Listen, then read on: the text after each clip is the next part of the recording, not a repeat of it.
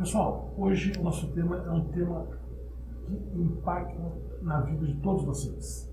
Hoje se fala muito na economia 4.0 e hoje também vocês vão ver com o professor Eric aqui da PUC, né, de que maneira essa tecnologia não só afeta você, consumidor, como impacta no seu negócio, você comerciante e você que tem uma indústria que hoje atende ao comércio.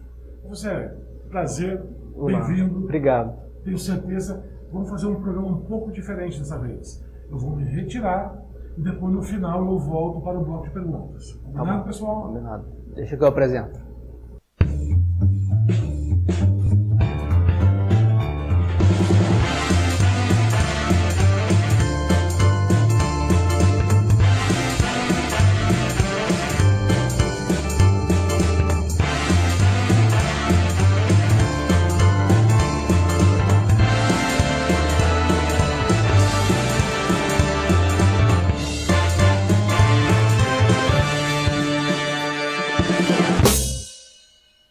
Bem-vindos, então. Vamos abordar os conceitos da gestão 4.0, né?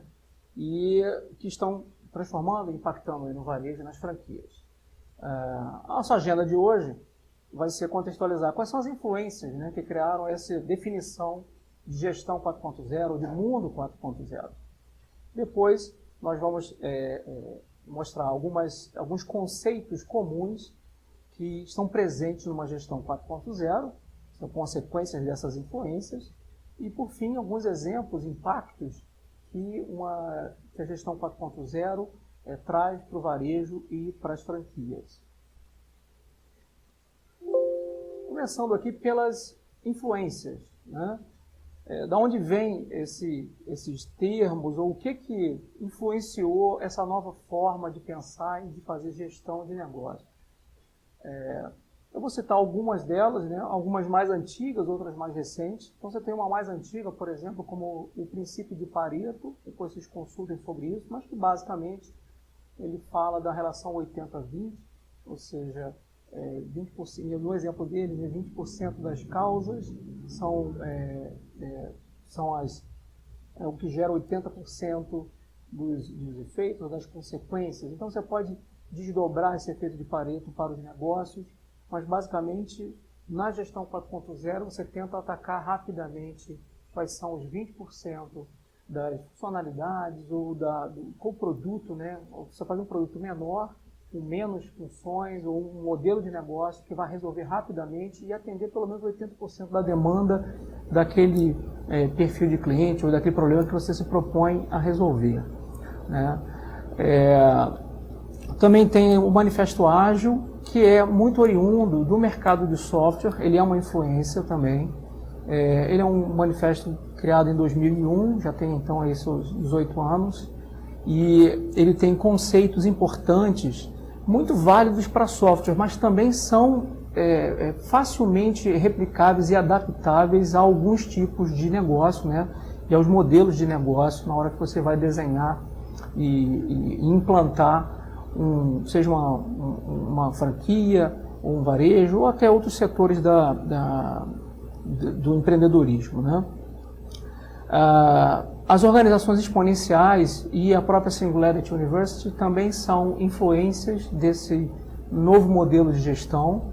Também vale ler. Organizações Exponenciais é um livro e a Singularity University é realmente uma faculdade, é uma universidade totalmente diferente, né, no Vale do Silício, que se propõe em pouco espaço de tempo. Os alunos que se aplicam a ela, que são pouquíssimos, conseguem entrar, eles têm que praticar realmente num pouco espaço de tempo uma entrega e uma disrupção, né, como se fosse um projeto final muito rápido e que seja bem disruptivo.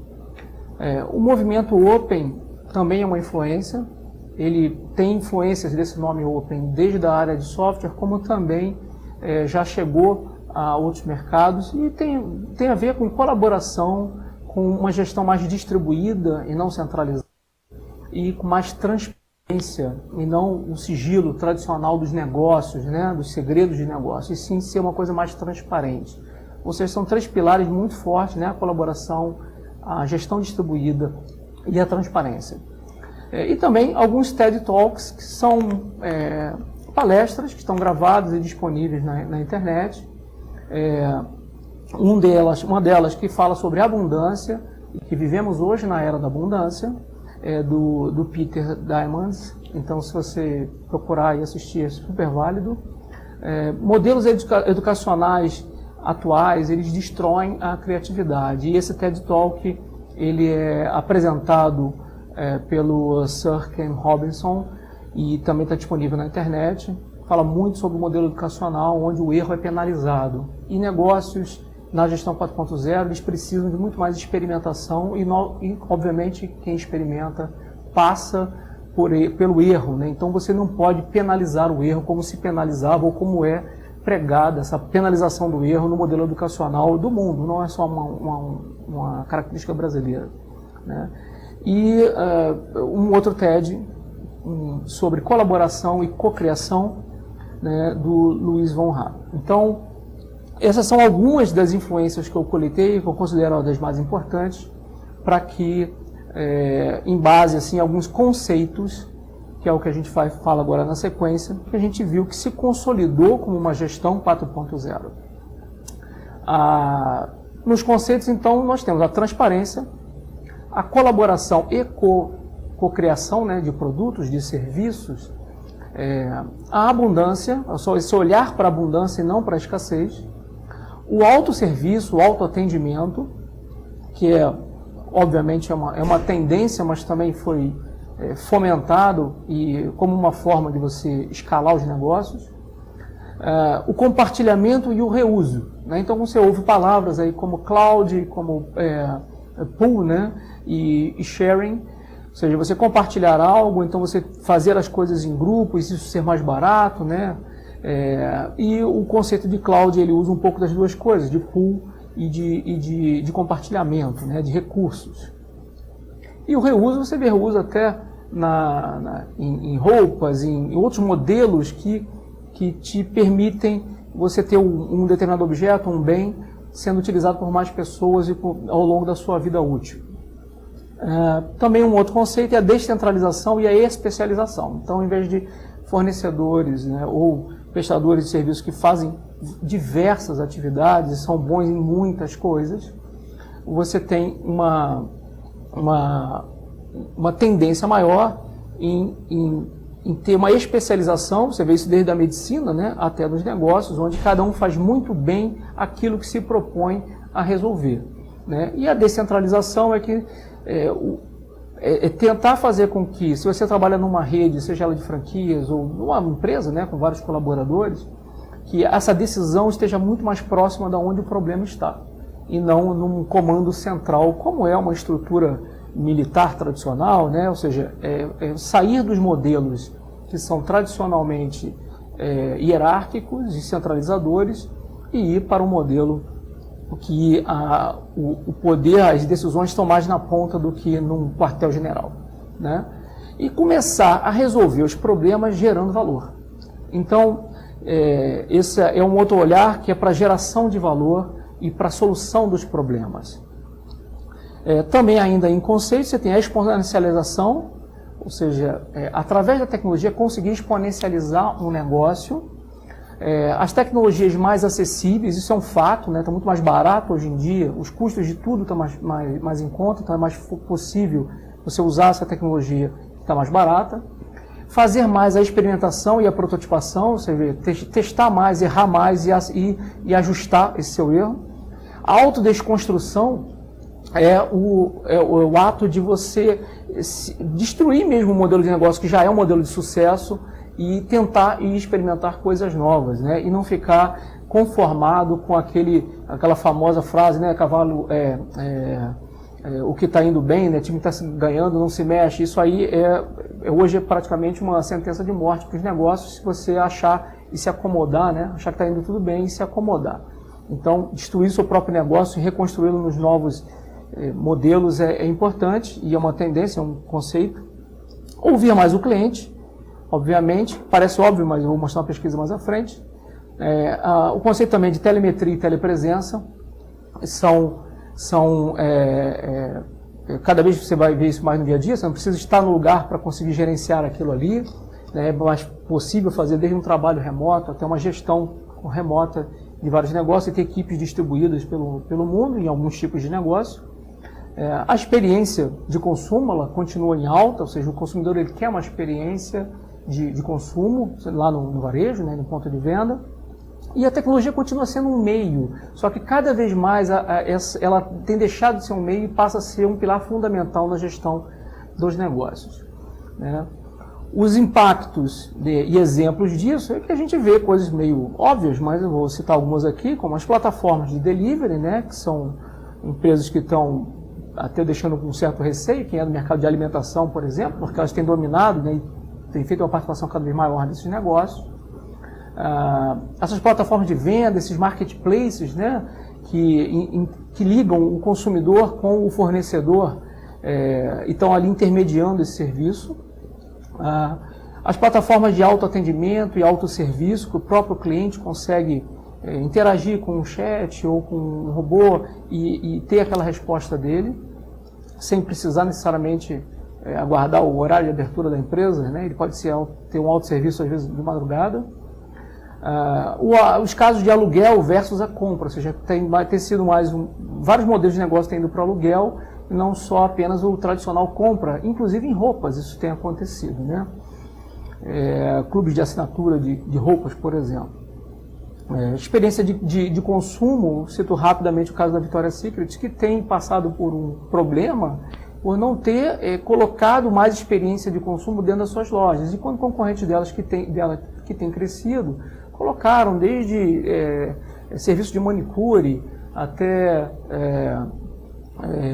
cafeterias dentro da loja para atrair o público para dentro da loja, né? Os vários canais, né, múltiplos canais de presença da marca, isso também é uma realidade hoje. Uma maior interdependência entre físico e digital, ou seja, não dá mais para desassociar isso. E eu vou acelerar um pouquinho aqui para terminar esse bloco e a gente continua no próximo bloco, né? Mas o autoatendimento, a robotização também presente cada vez mais nas cozinhas, nos centros de distribuição, nas empresas, na logística. A inteligência artificial e o aprendizado de máquina, né, que são duas coisas que estão bem conectadas, mas sendo aplicada para o que realmente importa. Ou seja, o consumidor ele não tem ido aos locais só para isso, ou seja, para ter experiências de relacionamento com a máquina. Isso tem que ser uma ferramenta de ajuda ao lojista, né, para que ele consiga exercer melhor a sua atividade fim. E o reconhecimento de imagens, tem vários exemplos de soluções baratas de reconhecimento de imagens que hoje em dia tem contado pessoas, ou então reconhecendo sentimentos, expressões na face do consumidor, e reconhecimento de de objetos, né, e de produtos, desde num check-out até numa análise de possível furto dentro de uma loja, né? Então isso avançou bastante. A gente agora encerra o primeiro bloco, na sequência a gente continua. Seus revendedores e clientes entendem sobre seus produtos e serviços? Seus funcionários estão bem treinados e preparados para o dia a dia? O quão difícil é conciliar os horários de todos os participantes para um treinamento? Você consegue avaliar o aproveitamento e participação dos envolvidos? E como fazer tudo isso se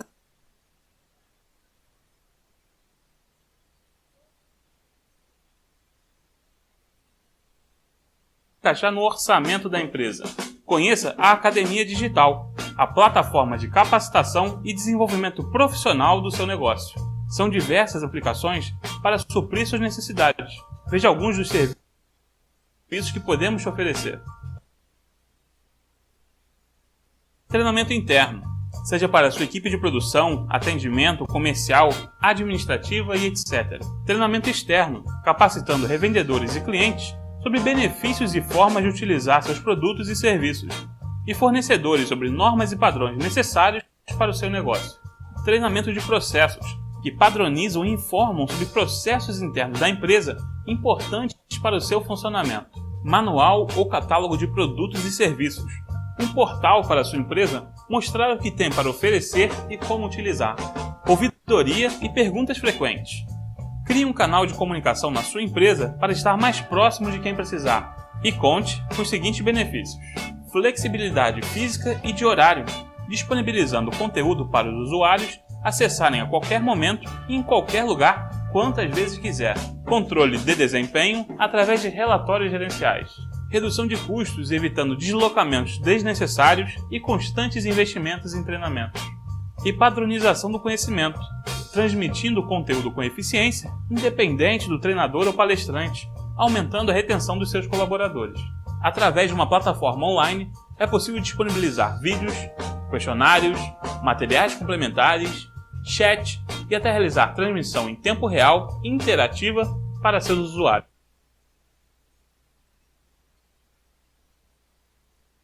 Todos esses recursos podem ser ministrados presencialmente, à distância ou semipresencialmente. Veja no site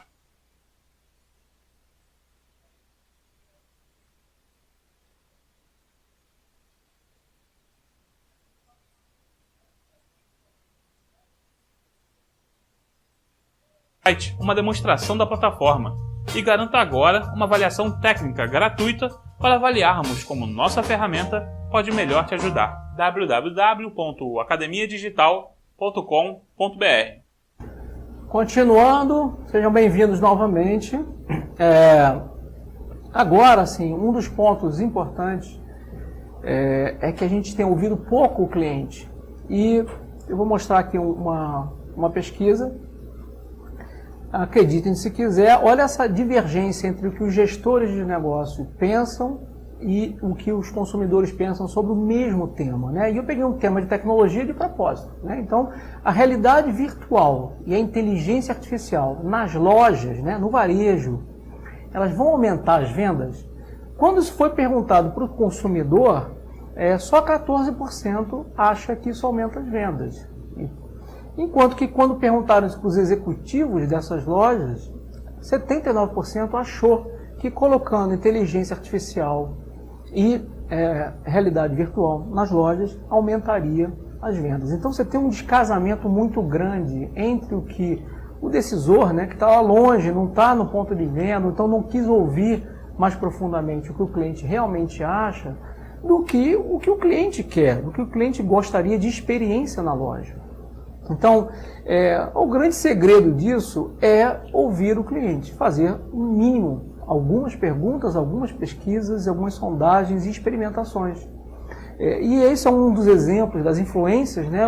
Quando fala lá do Manifesto Ágil, que é muito útil para o mercado de software, um dos exemplos, esse exemplo se aplica bem porque o Manifesto Ágil, ele é muito curtinho, muito rápido, e ele prega uma coisa que é você fazer mais interações com o seu cliente, colocar um pouquinho daquilo no ar, né, daquela funcionalidade no ar, e interagir com o cliente para saber o que ele achou daquilo.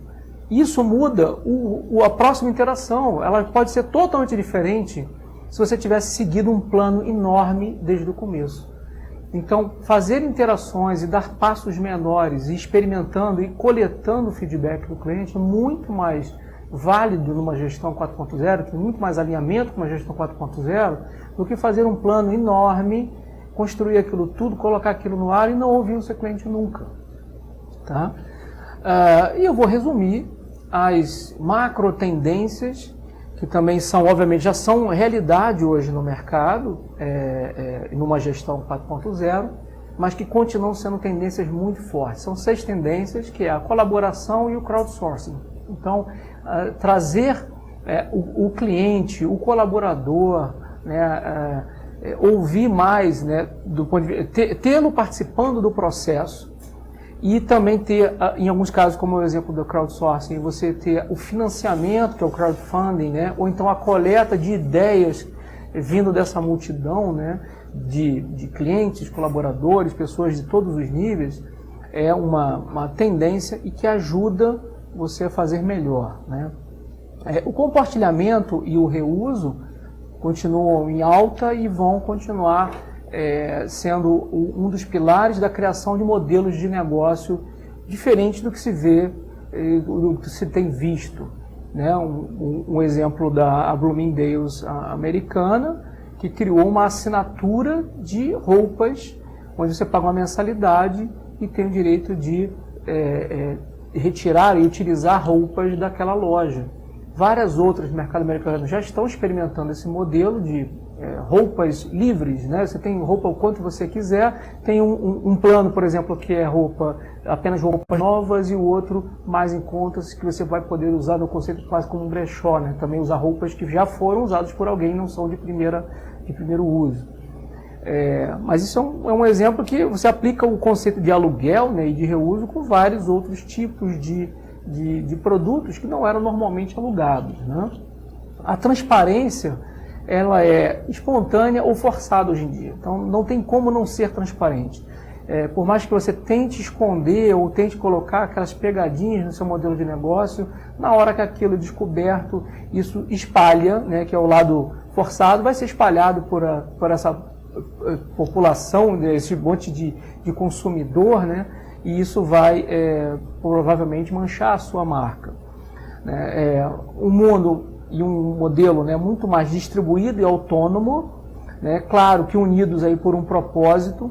Então, a decisão, né, mais distribuída, o próprio atendimento ele mais autônomo, as pessoas com mais facilidade de acessar aquilo sem depender de muitas escalas de decisão ou de aprovação. O quinto item, assim, um foco na abundância. Então, se você para rapidamente, né, após ouvir um noticiário ruim, você acha que as coisas estão piorando. Mas em vários aspectos, a gente tem um mundo muito mais abundante hoje em dia do que tinha há 100 anos atrás. E isso tem aumentado. Tanto a abundância de opções, como também de acesso, muito mais barato e mais fácil de você acessar um produto ou um serviço. E uma curadoria e reputação tem se tornado cada vez mais importantes e essenciais, porque o que não falta hoje é informação, né? Então temos uma abundância também de informações.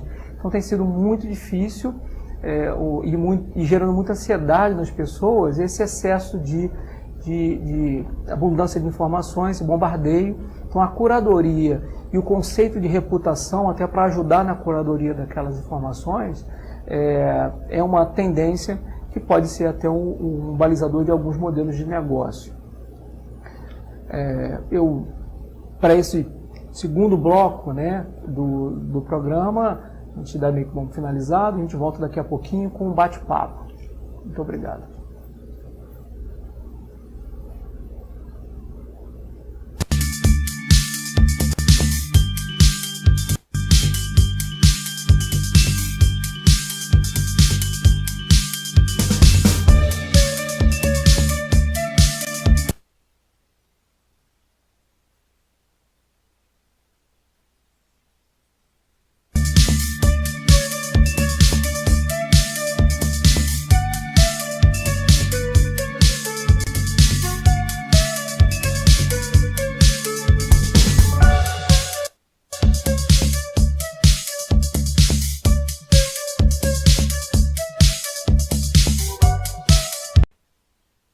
Pessoal, hoje vocês estão vendo com o professor Eric, né? Estou chegando agora aqui com vocês. Ele vai falar a respeito, ele já falou, né, exatamente dessa economia 4.0 e de que maneira isso vai impactar na vida de todos nós, não só de consumidores, como também enquanto agentes, né, econômicos, quer seja o lojista e até pessoal da indústria, né? Então, professor, gostaria de convir que realmente essa mudança não é uma evolução, é uma revolução. Porque muda, não é uma coisa muito linear, né? Ou seja, essa, diferente das outras, ela provoca, quando você acerta a mão e aplicar esses conceitos no modelo de negócio, ela provoca quase como um degrau, né? Um salto mais rápido do que o tradicional que você vinha tendo com as otimizações e o foco na eficiência, que é o que se tinha até então. Que é o que chama de disrupção, né? Você passa a ter muito mais casos disruptivos do que evoluções normais por eficiência, que é o que era o foco mais da indústria. Perfeito, perfeito. Né? E aí a pergunta que o pessoal faz, né? Em termos de previsão, né? Hoje a gente acha que o Brasil está muito atrasado. Isso é coisa de primeiro mundo. Na sua opinião, você acredita que isso vai mudar rapidamente? Olha, assim, o cenário do Brasil, se a tua pergunta é sobre o Brasil em relação ao mundo, eu acho que ele vai continuar, claro, por uma questão histórica, ainda atrás, porque tudo isso é consequência de uma história, né, de investimento em várias áreas, inclusive, principalmente na educação. E massa crítica, né, eu gosto de falar a palavra massa crítica, porque o Brasil não tem investido há muito tempo em ter uma massa crítica, seja de engenheiros, né, de criadores e de executores, comparado com outras nações que têm feito isso muito bem há muito tempo. Sim. Mas, claro, um exemplo do mercado que eu trabalho, por exemplo, o software é um mercado que proporciona o que em poucas outras indústrias você ia conseguir ter. Ou seja, no software é possível você ter algumas criações de negócios disruptivos muito mais fácil do que, por exemplo, uma indústria de médica ou de laboratório, que depende de muito mais investimento e dificuldade de acesso a equipamentos, a pesquisa, do que no software. O software, por uma característica de investimento, barreira de entrada bem menor, você até consegue ter uma facilidade maior do Brasil se destacar nos próximos anos. Mas em outras áreas é difícil. Sim, sim, sim. Agora uma pergunta, professor. O pessoal comenta, né, que cultura e tecnologia tem que andar lado a lado. Perfeito? Durante muito tempo, né, o pessoal, exemplo, né, não gostava de deixar recado em secretário eletrônico. Né, não tinha esse hábito de falar com uma máquina. Né? Isso hoje está mudando.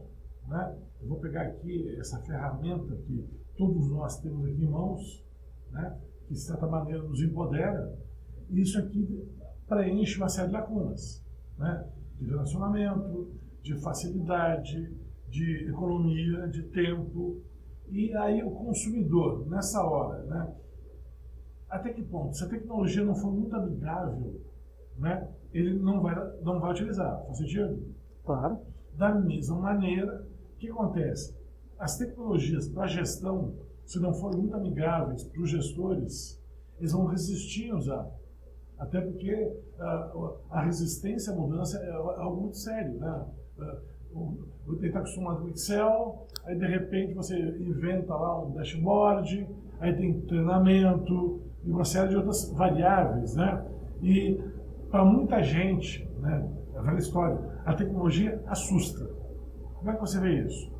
Eu vejo de uma forma muito simples. As coisas colam, pegam, vingam quando você realmente resolve o problema de alguém. Perfeito. Então, o padrão do ser humano é a inércia. Então, ele vai ter essa barreira tradicional de não querer mudar. Mas, quando você traz algo que ele compara o esforço da mudança com o benefício da solução de um problema que ele tem, seja nos negócios, seja na comunicação pessoal, né, com um aplicativo, seja no compartilhamento de uma foto, ou problemas mais sérios, né, que envolvam diretamente o bolso da pessoa, ele vai adotar e vai correr atrás daquilo. O foco principal é resolver um problema. A tecnologia que não resolve um problema, ela não vai ser adotada, ela não vai vingar, não vai pegar, não vai colar. As que colaram são as que resolvem algum tipo de problema. Eu gosto muito da frase assim, tente não fazer uma tecnologia que fica correndo atrás de um problema. Você tem que ter um problema e descobrir a tecnologia que resolve aquilo. Né? É muito comum, às vezes, as pessoas idealizarem uma solução, um aplicativo, um modelo de negócio e depois quererem achar qual é o problema que aquilo resolve. Claro. Tem que partir do problema. Perfeito. Né? Dar o foco ali, realmente, que problema nós temos e depois tentar descobrir, com apoio de tecnologia, processo, pessoas, né, treinamento, e o acesso ser viável, né? Ou seja, o custo disso ser viável para resolver aquele problema. Mas começa pelo problema. Vamos botar aquela lâmina lá de macro tendência, que eu acho que tem uma série de tópicos, eu acho que vale a pena a gente dar uma esgotada, né? Porque é muito rico isso. E aí, quando você fala em macro tendências, a primeira coisa que ele fala é de colaboração e crowdsourcing. Perfeito? Colaboração. Né? Você consegue imaginar que tipo de aplicativo, que tipo de tecnologia pode facilitar, por exemplo, essa colaboração, esse crowdsourcing? Tá, vou dar 2 exemplos aqui. Um exemplo menor dentro da nossa rotina, nosso dia a dia na empresa, e um outro exemplo público que todo mundo conhece, né? Você imagina se o Google tivesse que ficar classificando todos os restaurantes que estão no Google Maps. Certo. Né? Ele ia precisar de uma horda ali de milhares, centenas de milhares de funcionários no mundo todo para classificar o número de estrelinhas de cada restaurante, e não ia ser correto, né? Porque ele está com a visão de quem não consumiu naquele restaurante. Certo. Então ele usa o próprio consumidor que visitou ali, ele apenas pensando com esse olhar da colaboração, ele pede, assim que você tira uma foto ou está em determinado lugar, ele sugere, olha, você não foi em tal lugar? Você não tirou uma foto ali? Porque isso hoje em dia já tem essas informações na fotografia. Ele pede que você tente colocar essa foto como uma avaliação e uma foto daquele estabelecimento que você visitou, seja um parque ou um restaurante. Então isso é olhar para a abundância. Em vez de pensar em ter 10 mil funcionários que fariam classificação de restaurantes ou a atualização do endereço do telefone, você passa a ter milhões ou bilhões de consumidores no mundo atualizando as informações do próprio Google Maps.